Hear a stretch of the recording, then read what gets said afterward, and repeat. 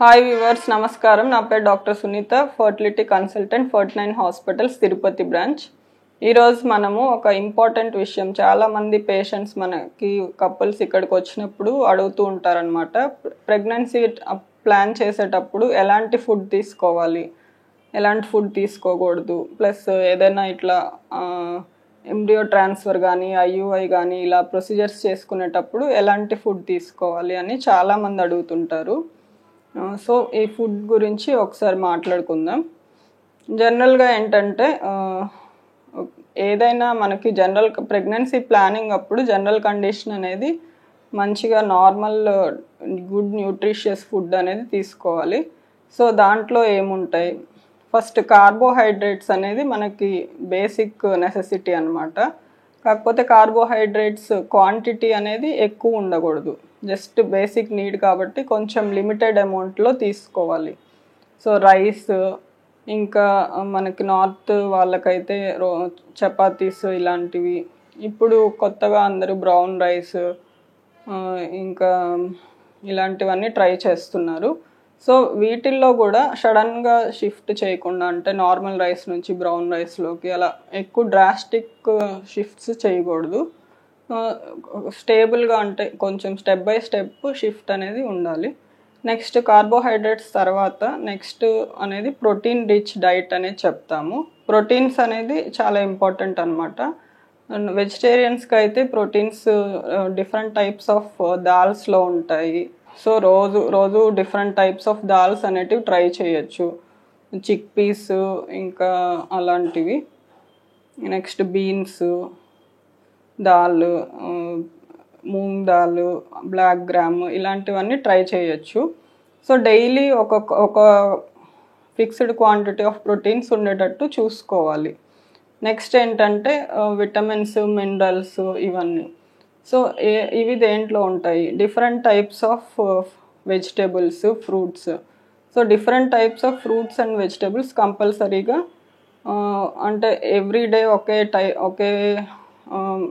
రకం కాకుండా daily mixed vegetables, అంటే ఒక్కరోజు ఈరోజు ఒక టైప్, రేపు ఇంకొక వెజిటేబుల్, అలా ఒక వీక్లో చూసుకున్నట్టయితే అన్ని రకాల వెజిటేబుల్స్ ఉండేటట్టు చూసుకోవాలి.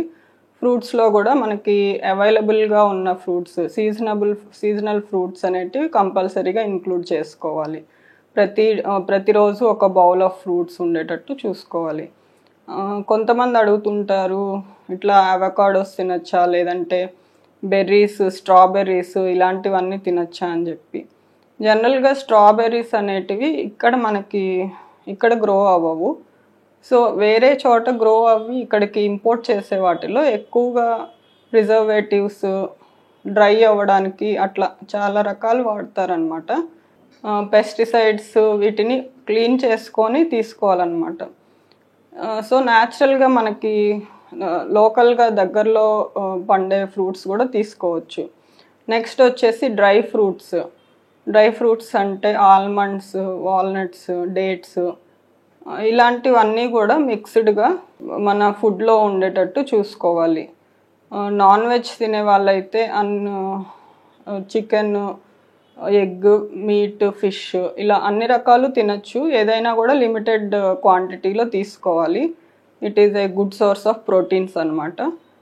నెక్స్ట్ వచ్చేసి ఏ ఫుడ్స్ తినకూడదు అంటే జనరల్గా junk food, processed food, canned items, వీటన్నిటిలో అంటే చాలా ప్రిజర్వేటివ్స్ ఉంటాయి. ప్లస్ ప్రాసెస్డ్ కార్బోహైడ్రేట్ డైట్ వల్ల మనకి హార్మోనల్ వేరియేషన్స్ కూడా, కొద్దిగా పీసీఓడి ఇలాంటివి వచ్చే అవకాశాలు ఉంటాయి అన్నమాట.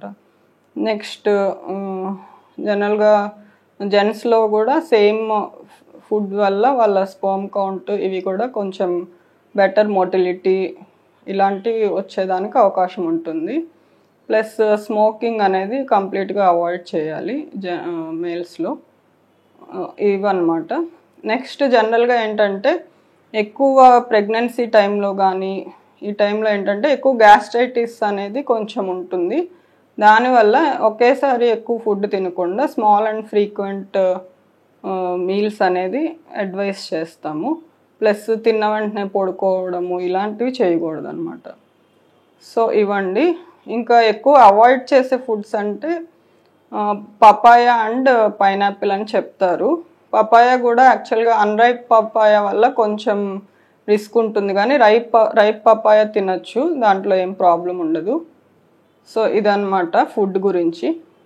Thank you.